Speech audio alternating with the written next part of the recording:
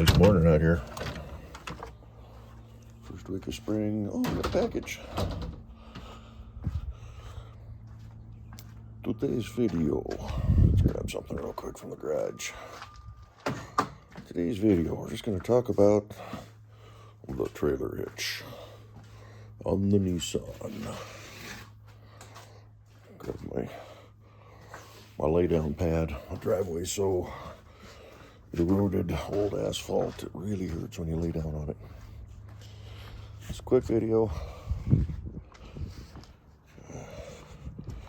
It's a Draw-Tite hitch on my 2026 Nissan Frontier. Zoom back out. It's already installed, torqued. Everything's been on for almost a week now. Draw-Tite. 5,000 pound rating, 8,000 with a weight distribution. Truck's rated for a maximum of 7,000, so it works. 6 bolts. 1, 2, 3, 3 on the other side, same location. Nuts are already welded onto the frame. I lost this washer, the black washer. So that's why that one's bigger than the others. So I grabbed one from my inventory.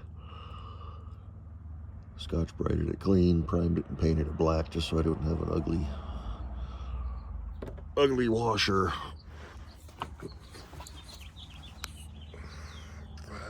Again, 3 more on this side. Quick and easy. Hardest part was getting the thing lifted up there. I'm a bigger guy, so I was able to kind of do it myself, but I did use a floor jack to balance it. Threw this on just for good measure. But yeah, I don't know what it weighs. I didn't weigh it before I put it up, but it's not exactly light, but it is manageable.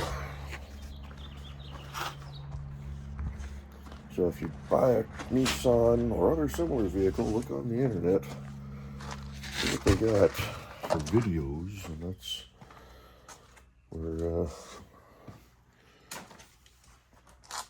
where I found that it's real easy to install. Quick and simple. The dealership quoted me $1,300 to $1,600, $1,300 to $1,600 US to install a hitch and put wiring in the truck for towing. That did not include the brake controller. Nissan does not provide brake controllers. They leave that up to the customer.